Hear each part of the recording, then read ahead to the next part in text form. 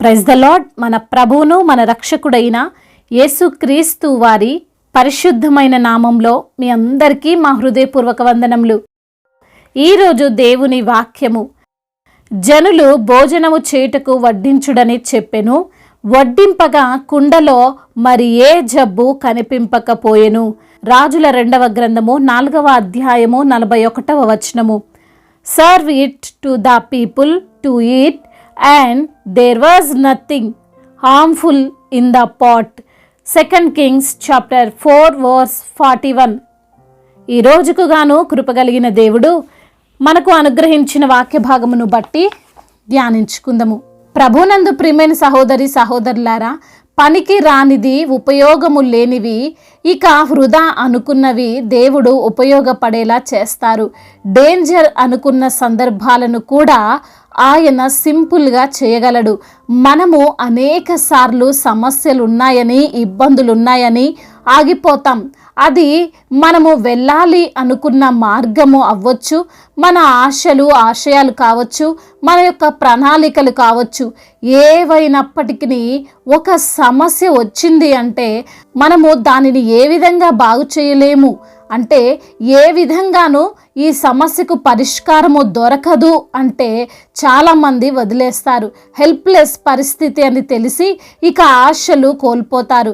ఈ రోజున బహుశా నీ స్థితి కూడా ఇలానే ఉందేమో, నీ కుటుంబ పరిస్థితులు చేదాటిపోయాయేమో, నీ అనారోగ్యము బాగుకానిదిగా ఉందేమో, నీ ఉద్యోగ సమస్యలు, నీ ఆర్థిక పరమైన సమస్యలు నిన్ను నిరాశలోనికి నెట్టివేస్తున్నాయేమో, ఇక పరిష్కారమే లేదు, రాదు అని అనుకుంటున్నావేమో. దేవుడు దగ్గర పరిష్కారము దొరకని సమస్య అంటూ ఉండదండి. ఆయన నీకు పరిష్కారము ఇవ్వగలడు. ఈరోజు లేఖన భాగమును మనం చూసినట్లయితే, ఎలీషా దగ్గర ఉన్న ప్రవక్తల శిష్యులకు భోజనము వడ్డించగా ఆ భోజనములో విషం ఉందని, ఎవ్వరూ తినకండి అని దానిని రుచి చూసిన కొంతమంది చెప్పారు. వాస్తవానికి ఆ రోజున ఉన్న పరిస్థితులను మనం ఆలోచన చేస్తే, ఎలీషా మరియు ఈ యొక్క ప్రవక్తల శిష్యులు గిల్గాలో ఉన్నారు. ఆ సమయంలో ఆ ప్రాంతంలో కరువు ఉంది, తినడానికి ఆహారం కూడా లేనటువంటి పరిస్థితి. ఆ పరిస్థితుల్లో వారికి భోజనం దొరకడమే కష్టం. పైగా ఇప్పుడు ఆ భోజనంలో విషం ఉన్నట్లు తెలిసింది. దానిని పారవేసి వేరేది వండుకోవడానికి కూడా మళ్ళీ కష్టపడాలి. అక్కడ వారికి దానిని పారవేయడం తప్ప, వృధాగా విసిరేయడం తప్ప వేరే ఆప్షన్ లేదు కదండి. తింటేనేమో చనిపోతారు, తినకపోతేనేమో కడుపు కాల్చుకోవాలి. చాలాసార్లు మన జీవితంలో కూడా ఇటువంటి పరిస్థితులను మనము ఎదుర్కొంటూనే ఉంటాం. ఏది చేసినా మనకే నష్టం, ఏ నిర్ణయం తీసుకున్నా మనకే కష్టం. అలా అని ముందుకు వెళ్ళలేము, అక్కడే కూడా ఆగిపోలేము. ఇక దానికి సొల్యూషన్ లేదు అని అనుకుంటాం. ఈ రోజున అనేకుల జీవితాలు ఇలానే ముగించబడుతున్నాయి. తెలిసి తెలియక నిర్ణయాలు తీసుకొని, తెలియని సమస్యల్లో ఇరుక్కొని, అనవసరమైన కేసుల్లో చిక్కుబడి, మంచివారు అని తెలియక వివాహం చేసుకొని అనవసరంగా నిష్కారణంగా ఇబ్బందులను ఎదుర్కొంటున్న వారు ఉన్నారు. అటువంటి స్థితిలో నీవు ఉన్నావేమో. బాధపడకు, ఏం చెయ్యలేను అని అనుకోకు, ఏ విధంగానూ ముందుకు సాగలేను, ఈ యొక్క బంధాన్ని కొనసాగించలేను, ఈ ప్లేస్లో నేను ఉండలేను, ఈ ఉద్యోగం నేను చెయ్యలేను, ఇది నా వల్ల కాదు అని అనుకోకు. ఈ మనుష్యుల దగ్గర నీ సమస్యకు పరిష్కారం దొరకకపోవచ్చేమో కానీ దేవుని దగ్గర నీ సమస్యకు ఖచ్చితంగా పరిష్కారం దొరుకుతుంది. ఆ రోజున ఎలీషా ఆ కుండలో విషం ఉంది అంటే దానిని పడవేయమని చెప్పలేదు, దానిని తృణీకరించలేదు. కొంత పిండిని తెచ్చి దానిలో వేయగా ఆ కుండలో ఏ జబ్బు కనిపించలేదు అని వాక్యం సెలవిస్తుంది. ఈ రోజున ఈ సమయంలో ఈ మాటలు వింటున్న ప్రియమైన సహోదరి సహోదరులారా, నీ కుటుంబంలో, నీ ఉద్యోగంలో, నీలో, నీ ఉన్న స్థలములో ఏదైనా సమస్య ఉందేమో, ఏదైనా విభేదాలు ఉన్నాయేమో, ఏవైనా బలహీనతలు కలిగి ఉన్నావేమో. ఇక ఈ జీవితం ఎందుకు వద్దు అని అనుకోకు, ఈ జాబు ఎందుకు, ఈ వివాహ జీవితం ఎందుకు అని అనుకోకు. దేవుణ్ణి నీ జీవితంలో యాడ్ చేసుకో. ఎలీషా ఏ విధంగా కుండలో ఆ పిండిని వేయగానే అది మంచిగా ఎలా మారిందో, నీ జీవితంలో కూడా దేవుని యొక్క వాక్యము అనే పిండిని వేసి చూడు. సమస్యలన్నీ తలక్రిందులైపోతాయి, చెడ్డవన్నీ మంచిగా మార్చబడతాయి, విభేదాలన్నీ సమసిపోతాయి. కాబట్టి ఈ రోజున నీవు అంతా వ్యర్థము అని అనుకోవద్దు, ఉపయోగం లేదు అని ఆలోచించొద్దు. నీ ప్రతి సమస్యకు పరిష్కారమో దేవుడు తప్పక ఇస్తాడు. నీ జీవితాన్ని ఆయన కడతాడు, నీ బ్రతుకును ఆయన బాగు చేస్తాడు. నీ బలహీనతలన్నిటి నుండి యేసయ్య నీకు విడుదలిస్తాడు. కాబట్టి ధైర్యం కలిగి విశ్వాసముతో జీవించు. దేవుని యొక్క గొప్ప కార్యాలను నీవు చూడగలుగుతావు. దేవుడి మాటలను దీవించి మన హృదయములో ఫలింప చేయునుగాక. వాక్య భాగమును బట్టి ప్రార్థించుకుందాము.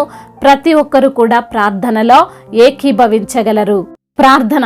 మహాశక్తి సంపన్నుడా, మహోన్నతుడా, కృప కనికరములు కలిగిన తండ్రి, జీవాధిపతి, జీవం కలిగిన దేవా, మీకు స్తోత్రములు ప్రభువా. ఈ రోజున వాక్యం ద్వారా మీరు మాతో మాట్లాడారు ప్రభువా. అయ్యా, ఏ విధంగా అయితే ప్రభువా ఆ యొక్క తండ్రి ఆ విషము ఉన్నటువంటి ఆహారాన్ని తండ్రి మార్చివేసి ప్రభువా అద్భుతాన్ని జరిగించి వారి యొక్క ఆకలిని, అక్కడ ఉన్నటువంటి ప్రతి పరిస్థితిని వారికి అనుకూలంగా మార్చారో, మా జీవితంలో ఉన్న సమస్యలు, కష్టాలు, ఇరుకులు, బాధలు వీటన్నిటి నుండి కూడా మాకు విడుదలనిచ్చి అయ్యా మిమ్మల్ని తండ్రి మీ యొక్క వాక్యానుసారంగా మేము జీవిస్తే ఎటువంటి తండ్రి అయా ఎటువంటి విభేదాలు, ఎటువంటి సమస్యలు, ఎటువంటి అయా మరి కార్యాలు మా పైన ఏలుబడి చేయవని తండ్రి మీరే తండ్రి అయా వాక్యము ద్వారా మాతో మాట్లాడి మమ్మల్ని ఎంతగానో ధైర్యపరిచారు, బలపరిచారు, ప్రోత్సహించారు, ఆదరించారు. అందును బట్టి మీకు స్తోత్రములు చెల్లిస్తున్నాం. ఎందరైతే బిడ్డలు వారి జీవితంలో కష్టాలను ఎదుర్కొంటున్నారో, నష్టాలలో ఉన్నారో, జీవితం పైన విరక్తి కలిగినటువంటి స్థితిలో ఉన్నారో, అన్ని ద్వారాలు మూసుకొని పోయి తండ్రి ఏ దిక్కు తోచక ఈ రోజున బిడ్డలు ఉంటున్నారో వారిని బట్టి ప్రార్థిస్తున్నాం. అయా కృప చూపించండి నా తండ్రి. అయా నిన్ను నమ్మిన వారిని సిగ్గుపరిచే దేవుడు కాదు. నిన్ను నమ్మిన వారిని ఎంత మాత్రమును తండ్రి అయా త్రోసివేసే దేవుడు కాదయ్యా. బిడ్డల జీవితంలో గొప్ప కార్యాలను జరిగించండి. అడుగుడు ఇవ్వబడునన్నావు, వెతకుడి దొరకబడునన్నావు, తట్టుడి తెరవబడునన్నావు ప్రభా. బిడ్డల నిమిత్తము ప్రార్థిస్తుండగా, వారి నిమిత్తము తండ్రి వారికి ఉన్న సమస్యల నిమిత్తము అయా మిమ్మల్ని అడుగుతుండగా అద్భుతమైన కార్యాలు, ఆశ్చర్యమైనటువంటి కార్యాలు ప్రతి బిడ్డ జీవితంలో మీరు జరిగించండి. అనారోగ్యముతో బాధపడుతూ ఈరోజు నా మంచం పట్టిన స్థితిలో బిడ్డలు ఉంటుండగా నా తండ్రి అయా మరణాన్ని కూడా జీవముగా మార్చగలిగిన దేవుడవు, అనారోగ్యమును ఆరోగ్యంగా మార్చగలిగిన దేవుడవు, వారికి ఉన్న రోగమును కొట్టివేసి స్వస్థతనిచ్చే దేవుడవు తండ్రి. ప్రతి బిడ్డ జీవితంలో అద్భుత కార్యం జరిగించండి. స్వస్థతను తండ్రి శీఘ్రముగా వారికి అనుగ్రహించమని బ్రతిమిలాడుకుంటున్నాం. ఆర్థిక సమస్యలను కొట్టివేయండి. అప్పుల భారాల నుండి విడుదల దయచేయండి. ఎవరి వద్దైతే తండ్రి వారు అప్పు పుచ్చుకొని ఉన్నారో మరి తిరిగి వారికి చెల్లించే సామర్థ్యతను, ధైర్యాన్ని, శక్తిని మీరు వారికి అనుగ్రహించమని బ్రతిమిలాడుకుంటున్నాం. అదేవిధంగా కుటుంబ సమస్యలు, కుటుంబ కలహాలు, భార్యాభర్తల మధ్య విభేదాలు, అన్నదమ్ముల మధ్య విభేదాలు, అయా మరి ఇరుగు పొరుగు వారి మధ్య విభేదాలు, అయా వారి పైన ఏలుబడి చేసిన అంధకార దురాత్మ శక్తులు వీటన్నిటి నుండి తండ్రి అయా మరి తండ్రి విడుదలను అనుగ్రహించమని బ్రతిమిలాడుకుంటున్నాం. కుటుంబంలో శాంతిని, సమాధానాన్ని, నెమ్మదిని దయచేయమని బ్రతిమిలాడుకుంటున్నాం. ముఖ్యంగా భార్యాభర్తలు ప్రభా ఇరువురు ఒకరినొకరు అర్థం చేసుకునేటువంటి ఆ మనసును, ఆ జ్ఞానాన్ని, ఆ యొక్క అండర్స్టాండింగ్ని, ఆ వివేచన శక్తిని వారికి అనుగ్రహించమని బ్రతిమిలాడుకుంటున్నాం. అయా చిన్న బిడ్డలను కాచి కాపాడండి. స్కూల్కి వెళ్తుండగా వస్తుండగా మార్గం అంతట్లో మీరే వారికి తోడుగా ఉండండి. యవన బిడ్డలను తండ్రి మీ చేతులకు అప్పగిస్తున్నాం. అయా లోకము వారిని అట్రాక్ట్ చేయకుండా, లోక పాపము వారిలోనికి రాకుండా ప్రభువా మీరే తండ్రి మీ యొక్క వాక్యము చేత వారిని తండ్రి భద్రముగా నడిపించమని బ్రతిమిలాడుకుంటున్నాం. అదేవిధంగా నా ప్రభువా అయా ఎందరైతే బిడ్డలు త్రాగుడు వ్యసనాలకు బానిసలైపోయారో, వ్యభిచార వ్యసనాలకు బానిసలైపోయారో, మరి ప్రభా ఇంకా ప్రేమ అనే పేరుతో మోసపోయిన స్థితిలో ఉన్నారో వారిని బట్టి ప్రార్థిస్తున్నాం తండ్రి. ముఖ్యంగా మీ యందు భయభక్తులు కలిగి నీతిగా, యథార్థతగా ఈ లోకంలో జీవించడానికి సహాయం చేయండి. అదేవిధంగా నా ప్రభా ఉద్యోగం లేక బాధపడుతున్న బిడ్డలకు తండ్రి మంచి ఉద్యోగాన్ని దయచేయండి. కాంపిటేటివ్ ఎగ్జామ్స్కి ప్రిపేర్ అవుతున్న బిడ్డలకు ప్రభా ముఖ్యంగా జ్ఞానాన్ని దయచేయండి. మరి తండ్రి మర్చిపోకుండా తండ్రి ప్రతి విషయం వారికి గుర్తుగా ఉండునట్లుగా సహాయం చేయండి.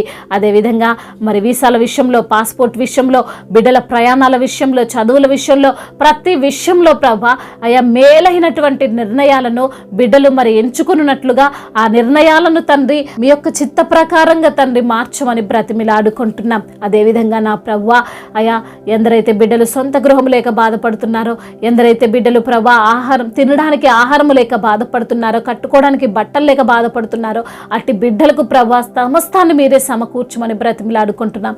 ఆకాశ పక్షులను పోషిస్తున్న దేవుడవు, మీ బిడ్డలను అంతకంటే ఎక్కువగా పోషించగల దేవుడవు తండ్రి. అయ్యా మీ వైపున చూస్తుండగా ఏ కొరత లేకుండా బిడ్డలను మీరు ఆశీర్వదించమని బ్రతిమిలాడుకుంటున్నాం. అదేవిధంగా ఎందరైతే బిడ్డలు ప్రభా కోర్టు సమస్యలతో, ల్యాండ్ సమస్యలతో బాధపడుతున్నారో వారికి తండ్రి మీరు న్యాయమును తీర్చండి, మీరే న్యాయాధిపతిగా ఉండమని బ్రతిమిలాడుకుంటున్నాం. అదేవిధంగా సంతానము లేని బిడ్డల నిమిత్తం ప్రార్థిస్తున్నాం తండ్రి.